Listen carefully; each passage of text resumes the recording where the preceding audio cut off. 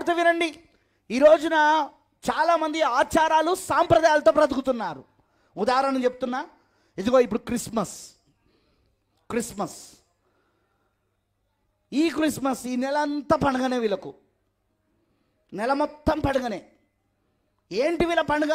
తినడము, తాగడము, ఎగరడము. యవనస్తులకు మంచి పండుగ ఇది. ఎందుకు? ఇది మంచిగా తినొచ్చు, త్రాగొచ్చు, ఎగరొచ్చు, అమ్మాయిలకు లైటింగ్ కొట్టొచ్చు.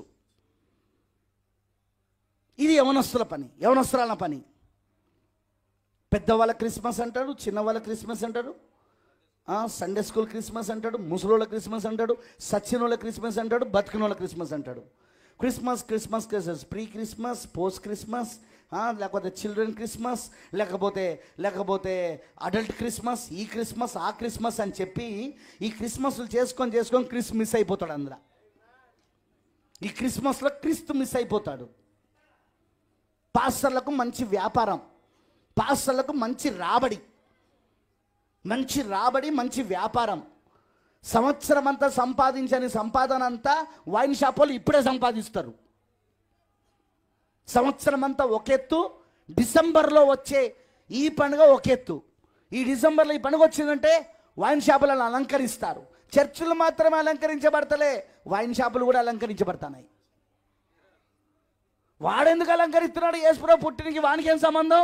వానికి ఎప్పుడు రానంత రాబడి అప్పుడే వస్తుంది వాడికి. క్రైస్తవులు పండుగ పేరుతో తిని త్రాగడం మొదలు పెడతారు. క్రిస్మస్ బైబిల్లో లేదు. యేసుక్రీస్తు జన్మించాడు 100%. కానీ ఆయన ఎప్పుడు జన్మించాడో, ఏ నెలలో జన్మించాడో ఎక్కడ బైబిల్లో రాయబడలే. ఆయన ఏ నెలలో పుట్టాడో, ఏ ఏ ఏ ఏ తేదీన పుట్టాడో బైబిల్లో రాయబడలేదు. ఇంకో విషయము, ఆయన ఎప్పుడు తన పుట్టినరోజు తాను చేసుకోలేదు. ఆయన 33 సంవత్సరాలు ఈ భూమిపైన బ్రతికినా తన పుట్టినరోజు తాను చేసుకోలేదు. నెక్స్ట్ తన శిష్యులు కూడా ఎక్కడ ఆయన పుట్టినరోజు చేయమని లేఖనాలలో రాయలేదు. అక్కడ శిష్యులు కూడా చేసుకోలేదు. యేసుప్రభువే పుట్టినరోజు చేసుకోకపోతే నువ్వేడు ఆయన పుట్టినరోజు చేయడానికి? యేసుప్రభు శిష్యులు ఈ బైబిల్ని రాశారు. యేసుప్రభు శిష్యులు ఈ బైబిల్ని రాసిన బైబిల్ని రాస్తేనే తెలిసింది మనకు యేసుప్రభు ఎవరో, యేసుప్రభు చరిత్ర ఏంటో, యేసుప్రభు జీవితం. వాళ్ళే యేసుప్రభు పుట్టినరోజు చేసుకోలేదు, చేయమని రాయలేదు. మరి ఈరోజు సంఘాలన్నీ చేస్తున్నాయి. ఈరోజు ప్రపంచమంతా చేస్తూ ఉంది. ఏమనంటే ప్రపంచమంతా చేస్తలేదా? ఆ రోజు నోవా దినాల్లో ప్రపంచమంతా నరకంలో పడ్డది, ప్రపంచమంతా నీళ్ళలో మునిగిపోయినది, ప్రపంచమంతా జలప్రలయంలో కొట్టుకపోయినది. ఒక్క నోవా కుటుంబం మాత్రమే రక్షించబడింది. అక్కడ నోవా భార్య, 3 కుమారులు, 3 కోడళ్ళు, మొత్తం 8 మంది మాత్రమే రక్షించబడ్డారు. మరి ఇప్పుడు కూడా ప్రపంచమంతా అగ్నిలో నాశనం కాబోతున్నది, ప్రపంచమంతా అగ్నికి ఆహుతి కాబోతున్నది, పంచభూతములు మిక్కటమైన వేండముతో నాశనం కాబోతున్నది. మరి నీ సంగతి ఏంది? నీ కుటుంబం సంగతి ఏంది? ఇప్పుడు ప్రపంచంతో నాశనం అవుతావా, వాక్యముతో బ్రతుకుతావా? ఏది నీ నిర్ణయం? ఆలోచించుకోకసారి. చూడండి ప్రియమైన దేవుని పిల్లలారా, క్రిస్మస్ బైబిల్లో లేదు, ఈస్టర్ బైబిల్లో ఉంది, కానీ క్రిస్మస్ బైబిల్లో లేదు. ఈస్టర్ కూడా పలానా రోజు పలానా నెల లేదు, కానీ ఈస్టర్ ఉంది బైబిల్లో. మరి క్రిస్మస్ బ్రదర్, క్రిస్మస్ యేసు పుట్టింది రాయబడ్డది. ఆయన పుట్టినప్పుడు జరిగిన సంఘటనలు రాయబడ్డాయి. ఆయన పుట్టినప్పుడు జరిగిన సంఘటనలు 4 రాశారు: మత్తయి, మార్కు, లూకా, యోహాను. ఆయన పుట్టినప్పుడు ఏం జరిగిందో, ఒకరు ప్రజాసంఖ్య రాయబడిందని, అందుకే యోసేపు మరియను తన సొంత ఊరికి తీసుకెళ్లాడని, నజరేతులో నుండి బెత్లెహేముకు తీసుకెళ్లాడని రాశాడు. అక్కడ వారికి స్థలం లేనందున, ఈవెన్ అక్కడున్న హోటల్స్లలో కూడా, సత్రాలలో కూడా స్థలం లేనందున పశువుల పాకలో ఆయన జన్మించాడని బైబిల్ రాసింది. ఆయన పశువుల పాకలోనే పుట్టాలి, ఆయన ఆసుపత్రిలో పుట్టకూడదు, ఆయన ఇంట్లో పుట్టకూడదు, ఎందుకంటే ఆయన గొర్రెపిల్ల. మరి గొర్రెలు ఎప్పుడు కూడా పశువుల పాకలోనే పుడతాయి.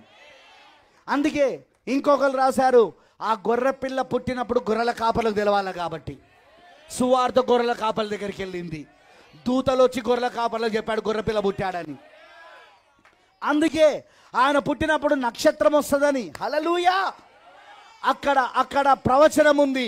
ఎవరు చెప్పారు ఆ ప్రవచనం అంటే బిలాము చెప్పాడు. ఆ ప్రవచనం ప్రకారముగా 3 జ్ఞానులు బయలుదేరారు ఆ నక్షత్రాన్ని చూసి. హల్లెలూయా! ఆ నక్షత్రం వాళ్ళని యేసు దగ్గరికి నడిపించింది. ఇలా ఆయన పుట్టినప్పుడు జరిగిన సంఘటనలన్నీ రాయబడ్డాయి, కానీ ఆయన ఏ నెలలో పుట్టాడో ఏ రోజు పుట్టాడో మాత్రం రాయబడలేదు. ఇన్నిటిని రాయించిన దేవుడు అది ఎందుకు రాయించలేదు? Question comes. ఇన్నిటిని రాయించిన దేవుడు ఆ రోజు ఏం జరిగింది, ఆ కాలంలో ఏం జరిగింది అని ఒక్కొక్క సువార్థికుడు మత్తయి, మార్క్, లూకా, యోహాను ఒక్కొక్కరు రికార్డ్ రాశారు. వాళ్ళు ఏం జరిగిందో ఆ టైంలో, ఆ కాలంలో ఏం జరిగిందో, మరియ దగ్గరికి దూత ఎట్లొచ్చాడో, ఆమె గర్భవతి ఎట్లయిందో, ఆ తర్వాత దూత అక్కడ ఆ గాబ్రియల్ దూత అక్కడ జకరియా దగ్గరికి ఎలా వచ్చాడో, జకరియా ఎలిజబెతులు దేవుడు దర్శించినప్పుడు ఎలా ఆమె గర్భవతి అయిందో, ఆ తర్వాత వీళ్ళిద్దరు ఎలా కలుసుకున్నారో, ఇన్ని సంఘటనలు. ఎలిజబెత్ మరియా ఇద్దరు కలుసుకోవడం, అప్పటి వరకు 6 నెలలున్న యోహాను ఆమె గర్భంలో ఉన్నాడు. ఎలిజబెత్ గర్భంలో ఏమి కదలికుండా లేకున్నాడు. మరి తల్లులకు తెలుసు బిడ్డ కదులుతూ ఉంటాడు లోపట. తెలుసా తెలియదా అమ్మ? పిల్లలకన్నా తల్లులకు తెలుసు కదా మీకు. కొన్నిసార్లు తంతా ఉంటాడు, అవునా కాదా? 9 నెలలు తన్నడం అవి కనబడతా ఉంటాయి. అలాంటి ఏ కదలిక లేనప్పుడు, అవునా కాదా? అక్కడ ఎలిజబెత్ దగ్గరికి ఎప్పుడైతే మరియ వచ్చి యేసు నామాన్ని ప్రకటించిందో, పలికిందో, ఆ యేసు నామములో తల్లి గర్భములో ఉన్న యోహాను పరిశుద్ధాత్మతో నింపబడి కంతులేయడం మొదలుపెట్టాడు. ఎన్ని సంఘటనలు తెలుసా? అవన్నీ మనకు బైబిల్లో రికార్డ్ అయి ఉన్నాయి. మరి ఎందుకు డిసెంబర్ 25 రాయబడలేదు? Why God has not return that? దేవుడు ఎందుకు దాన్ని రాయించలేదు? డిసెంబర్ 25 యేసు పుట్టాడని, డిసెంబర్ నెలలో ప్రభు పుట్టాడని. ఎందుకు ఆయన పుట్టినరోజు చేయబడలేదు? ఆ తర్వాత ఆయన 33 సంవత్సరాలు ఈ భూమిపైన బ్రతికినప్పుడు ఎందుకు ఆయన పుట్టినరోజు చేయబడలేదు? ఎందుకు ఆయన చనిపోయాక, తిరిగి లేచి వెళ్ళిపోయాక శిష్యులు, ఆ తర్వాత అపోస్తల కార్యంలో కానీ వాళ్ళు రాసిన పత్రికలలో కానీ ఎందుకు పుట్టినరోజు చేసుకోమని చెప్పలేదు? క్రిస్మస్ చేసుకోమని చెప్పలేదు? చెప్తానేనండి. యేసు జన్మిస్తే మనకు రక్షణ రాదు, యేసు చనిపోతే రక్షణ వస్తుంది. ఆయన జన్మించుట్లో మనకు రక్షణ లేదు, కానీ ఆయన చనిపోట్లో ఉన్నది రక్షణ. దేవుడి కార్యం అంటే ఆయన చనిపోట్లో ఉన్నది. ఆయన మరణమే మనని రక్షిస్తుంది. ఆయన మరణిస్తేనే, మన పాపముల కోసమైన మరణిస్తేనే మనకు రక్షణ. అందుకే మీరు చూడండి, ఈ క్రిస్మస్ పాత నిబంధనలో లేవి కాండము 23 అధ్యాయంలో 7 పండుగలు దేవుడు పాత నిబంధనలో ఇజ్రాయెల్ ప్రజలకు ఇచ్చాడు. సంవత్సరంలో వాళ్ళు 7 సార్లు ఎక్కడున్నా సరే యెరూషలేముకి రావాలి. ఎక్కడున్నా సరే సంవత్సరంలో 7 సార్లు దేవుని సముఖంలో కనబడాలి. అది వాళ్ళకు మొదటి నెల. మనకు మార్చ్ ఏప్రిల్ నెల. వాళ్ళకు మొదటి నెల అబీబు నెల. మనకు మార్చ్ ఏప్రిల్, ఎందుకంటే మనది రోమన్ క్యాలెండర్, వాళ్ళది జ్యూస్ క్యాలెండర్ మార్చ్ ఏప్రిల్లో ప్రారంభమవుతుంది. మనకు జనవరి నుండి ప్రారంభమవుతుంది మన రోమన్ క్యాలెండర్. సో మన రోమన్ క్యాలెండర్ ప్రకారంగా అది మార్చ్ ఏప్రిల్, వాళ్ళకు అది మొదటి నెల అబీబు నెల. ఆ అబీబు నెలలో వాళ్ళకు మొట్టమొదటి పండుగ ఏంటో తెలుసా? పస్కా పండుగ. యేసు పుట్టినరోజు పండుగ కాదు. ఎందుకు పస్కాతో మొదలుపెట్టాడు పండుగలను? ఆయన పస్కా పశువుతో ఎందుకు మొదలుపెట్టాడు? రక్షణ, విమోచన, విడుదల అయ్యేదే ఎక్కడంటే పస్కాల మొదలైతదే. మొదటి నిర్గమములో వారు ఐగుప్తు దేశంలో బానిసలుగా బతుకుతున్నప్పుడు వారికి విడుదలనిచ్చిందే గొర్రెపిల్ల రక్తం. ఆ రాత్రి గొర్రెపిల్ల రక్తమును చూసి సంహారపు దూత దాటుకొని వెళ్ళిపోయాడు. ఆయన ఇశ్రాయేల్ ఇంట్లోకి వెళ్ళలేదు, కానీ అదే ఐగుప్తుల ఇంట్లోకి వెళ్ళి 3 తరములలో ఉన్న జ్యేష్ఠులందరినీ చంపేశాడు ఆయన. ప్రతి ఇంట్లో 3 తరాలు ఉంటాయి. తాత ఉంటాడు, కొడుకుంటాడు, మనవడు ఉంటాడు. ఉండరా? తాత, కొడుకు, మనవడు, 3 తరాలు. 3 తరములలో ఉన్న తొలిచూలు పిల్లలందరినీ చంపేశాడు. ఐగుప్తులో పుట్టిన ఘోష ఇశ్రాయేలులకు విడుదల. ఎందుకు? వాళ్ళకెందుకు ఆ ఘోష రాలేదు, వాళ్ళకెందుకు ఆ కేకలు రాలేదు, వాళ్ళకెందుకు ఆ దుఃఖం రాలేదు? ఎందుకంటే వాళ్ళ కొరకు ఒక గొర్రెపిల్ల చనిపోయింది. అక్కడ సాయంకాల సమయంలో ఒక గొర్రెపిల్ల చనిపోయి దాని రక్తమును వారు ద్వారబంధకముల పైన గుర్తుగా రాసినప్పుడు ఆ సమార దూత ఆ రాత్రి ఆ వీధులలో వెళ్తూ ఉంటే గుర్తున్న ఇంటిలోనికి ఆయన వెళ్ళలేదు. ఎందుకంటే అక్కడ వాళ్ళకి పాపక్షమా. రక్షణ ఎక్కడి నుండి వస్తుందంటే గొర్రెపిల్ల చనిపోవడం దగ్గర నుండి వస్తుంది. రక్షణ గొర్రెపిల్ల పుట్టినప్పటి నుండి రాదు, గొర్రెపిల్ల చనిపోయిన దగ్గర నుండి వస్తుంది. హల్లెలూయా. అందుకే వాళ్ళ పండుగ ఎక్కడి నుండి మొదలైందంటే పస్కా పండుగ గొర్రెపిల్ల మరణించడం దగ్గర నుండి మొదలైంది, గొర్రెపిల్ల వధించడం దగ్గర నుండి మొదలైంది. యేసుక్రీస్తు తాను అప్పగింపబడుతున్న రాత్రి ఇక అప్పగించబడతాడు. తాను చివరిసారిగా తన శిష్యులతో కలిసి భోజనం చేస్తున్నాడు. అదే ప్రభురాత్రి భోజనం. ఆయన ఏమంటున్నాడు? ఆ రొట్టెనెత్తి, ఇది మీ కొరకైన నా శరీరము, ఇదిగో ఇప్పుడు మీరు దీన్ని తినండి, తిని నా మరణమును ప్రచురం చేయండి. నా పుట్టుకను కాదు, నా జన్మను కాదు, నా మరణమును ప్రచురించండి. Praise the Lord. హల్లెలూయా. ఒక పాత్రను ఎత్తుకొని, ఇది మీ కొరకైన నా కొత్త నిబంధన రక్తం, దీన్ని త్రాగునప్పుడల్లా మీరు నన్ను జ్ఞాపకం చేసుకుంటారు. హల్లెలూయా. ఈ రొట్టెను తిని ఈ యొక్క పాత్రలో త్రాగిన వాడు నా మరణమును ప్రచురించాలా. బ్రదర్, సువార్త ఏంటిది ప్రపంచానికి? యేసు పుట్టాడు కాదు సువార్త, యేసు చనిపోయాడనేది సువార్త, యేసు మరణించాడనేది సువార్త. అందుకే పౌలు గారు ఏమన్నాడు? నేను సిలువ వేయబడిన క్రీస్తును ప్రకటిస్తున్నా. నేను డిసెంబర్ 25 పుట్టిన క్రీస్తుని ప్రకటిస్తున్నాడు అనలేదు ఆయన. సిలువ వేయబడిన క్రీస్తుని ప్రకటిస్తున్నా, పస్కా పండుగను ప్రకటిస్తున్నా. ఎందుకంటే మొదటి పండుగ అదే, విడుదల పండుగ అదే, విమోచన పండుగ అదే, రక్షణ పండుగ అదే. యేసు పుడితే నీకు రక్షణ రాదు, యేసు చనిపోతే నీకు రక్షణ వస్తుంది. అంతేకాదు, ఇప్పుడు భౌతికంగా చూడండి, ప్రతిరోజు నువ్వు బ్రతకాలంటే ఏదో ఒకటి నీకోసం చావాలి. మీరు బాగా చేపలు తింటారు కదా, రోజు చేపలను తినేస్తారు, రోజు చేపలను చంపుతారు మీరు. చేపలు చస్తేనే మీరు బతుకుతారు. కాదా కాదా కాదా చెప్పండి నాకు. ఈరోజు ఏం కూర మీ ఇంట్లో? ఏదో పులుసు పెట్టుంటారు, ఖచ్చితంగా ఏదో పులుసు పెట్టుంటారు మీరు, చేపల పులుసు. ఆ చేపల పులుసు అంటే ఆ చేప నీకోసం చచ్చిపోయింది, ఇప్పుడు దాన్ని తిన్నందుకే నువ్వు బతుకుతున్నావు. అయ్యో పాపం చచ్చిపోయింది చేప, నేను చంపకూడదంటే నువ్వు చస్తావు, నువ్వు తినకపోతే. నువ్వు అంటావు, అయితే నేను ఇప్పటి నుండి శాకాహారి మారుతానా? బాబు నేను చెప్తాను విను. నువ్వు టమాటాను తింటున్నావా? టమాటా చచ్చిపోయింది నీకోసం, నిజం. దాంట్లో కూడా జీవం ఉంటుంది. టమాటా చచ్చిపోయింది.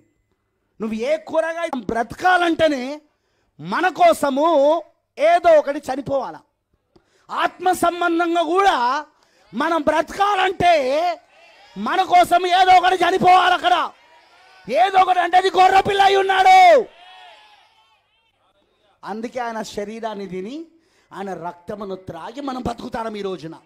ఆయన చనిపోవడం ద్వారా ఆయన శరీరము తిని ఆయన రక్తము త్రాగి ఈరోజు బతుకుతా ఉన్నాం. ఈరోజు మనం ఏది ఆత్మ సంబంధంగానే మాట్లాడుతున్నా. అసలు నీకు పండుగలలో కూడా నీకు క్రిస్మస్ లేదు. 7 పండుగలు, మొదటి నెలలో 3 పండుగలు వస్తాయి.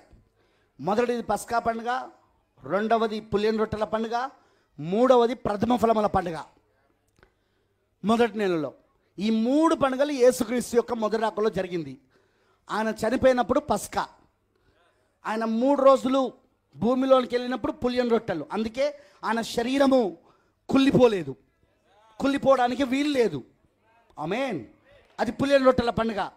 అందుకే ఆయన నా శరీరం మీకు ఆహారమై ఉన్నది, ఇదిగో ఈ రొట్టె నా శరీరానికి సాదృశ్యం. మీకు అర్థమవుతుందా నేను చెప్పింది? ఆ తర్వాత ఆయన తిరిగి పునరుద్ధానుడై లేచినప్పుడు అది ప్రథమ ఫలముల పండుగ. మొదటి 3 పండుగలు యేసుక్రీస్తు మొదటి రాకలో జరిగినాయి. ఇక తర్వాత పస్కా పండుగ దగ్గర నుండి 40 రోజులకు 50 రోజులకు పెంతెకోస్తు పండుగ వస్తుంది. ఎందుకంటే పెంతెకోస్తు అంటేనే అర్థము 50వ దినం అని అర్థం. 50వ దినంకి వస్తుంది అంటే మన లెక్కలో చూస్తే జూన్ జూలైలో వస్తుంది అది. ఎందుకంటే ఇది మార్చ్ ఏప్రిల్లో అయితే అది బహుశా జూన్ లేదా జూలైలో వస్తుంది. ఏది పెంతెకోస్తు పండుగ. ఈ పెంతెకోస్తు పండుగయే పరిశుద్ధ ఆత్మతో నింపబడుట. ఎందుకంటే పెంతెకోస్తు పండుగ రోజున ఏం చేస్తాడో తెలుసా? యాజకుడు రొట్టెలను తీసుకొని అగ్నితో కాలుస్తాడు. ఈ రొట్టెలను తీసుకొని అగ్నితో కాలుస్తాడు. మీకు అర్థమైందా నేను చెప్పింది? ఈ రొట్టెలు నువ్వే, ఆ రొట్టెవి నువ్వే. ఎందుకంటే యేసుక్రీస్తు శరీరం ఎవరు? మనమేనా? సంఘమే కదా అండి యేసుక్రీస్తు శరీరము. ఇప్పుడు ఆ రొట్టె ఎవరు? యేసుక్రీస్తు శరీరం. యేసుక్రీస్తు శరీరం ఎవరు? సంఘమే. ఇప్పుడు ఈ సంఘాన్ని ఆయన దేంతో కాల్చాడు? ఆయన పెంతెకోస్తు పండుగ రోజున అగ్నితో కాల్చాడు. ఆయన పరిశుద్ధ ఆత్మ బాప్తిస్మముతో కాల్చాడు ఆయన. అది పెంతెకోస్తు పండుగ. తర్వాత మళ్ళీ 7వ నెల వస్తుంది మనకు. అది సెప్టెంబర్ అక్టోబర్ వస్తుంది మనకైతే. ఎందుకంటే మనదంతా రోమన్ క్యాలెండర్. ఇది రోమా ప్రభుత్వం వాళ్ళు తయారు చేసిన క్యాలెండర్. ఇది యూదుల క్యాలెండర్ వేరు. ఆ సెప్టెంబర్ అక్టోబర్లో వాళ్ళకి 7వ నెల వస్తుంది. ఆ 7వ నెలలో మళ్ళీ మిగతా 3 పండుగలు ఉంటాయి. 5వ పండుగ బూరల పండుగతో మొదలవుతుంది. బూరల పండుగ, ఆ బూరల పండుగ, శృంగధ్వనుల పండుగ. ఆ పండుగ తర్వాత, శృంగధ్వనుల పండుగ తర్వాత నెక్స్ట్ ప్రాయశ్చిత పండుగ. ప్రాయశ్చిత పండుగ తర్వాత ఆ తర్వాత పర్ణశాలల పండుగ, గుడారాల పండుగ. తాత్కాలికమైన గుడారాలు తీసివేసి శాశ్వతమైన గుడారాలకు వెళ్ళడం 8వ రోజున. 7 రోజులు వాళ్ళు తాత్కాలిక గుడారాల్లో ఉంటారు. 8వ రోజున వాళ్ళు ఎక్కడికి వెళ్తారంటే శాశ్వతమైన గుడారాలకు వెళ్తారు. సో ఇక్కడ 7వ నెలలో వచ్చే ఈ 3 పండుగలు ఇప్పుడు అవి 7వ సంఘకాలమైన మన కాలంలో నెరవేర్పు జరుగుతూ ఉన్నాయి. ఇప్పుడు అవి బూరల పండుగ, తర్వాత ప్రాయశ్చిత పండుగ, ఆ తర్వాత ఇప్పుడు మనమున్న పర్ణశాల పండుగ, గుడారాల పండుగ. మనం కరెక్ట్గా ఇప్పుడు అక్కడికి వచ్చేసినాం. మీరు ఈ 7 పండుగలలో ఎక్కడైనా యేసు పుట్టినరోజున పండుగ ఉందేమో చూపించు నాకు. ఒకవేళ యేసు పుట్టినరోజును పండుగ చేసుకోవాలంటే 7 పండుగలలో లేదా 8వ పండుగగా లేదా 9వ పండుగగా ఏదో ఒక పండుగగా దేవుడు ఇజ్రాయెల్కి ఇచ్చి ఉండాలా. పస్కానిచ్చిన దేవుడు కొత్త నిబంధనకు వచ్చినప్పుడు నిజంగా పస్కా పశువు యేసుక్రీస్తు వచ్చి రక్తాన్ని కార్చాడు అక్కడ ఆయన. మరి ఈ రోజున ఆ పండుగ ఉండాలిగా. 8వ పండుగనో 9వ పండుగనో లేదే. పైగా పండుగ మొదలయ్యేదే ఆయన మరణంతో. పండుగ పాత నిబంధనలో మొదలయ్యేదే ఆయన మరణముతో, పుట్టుకతో కాదు, మరణముతో.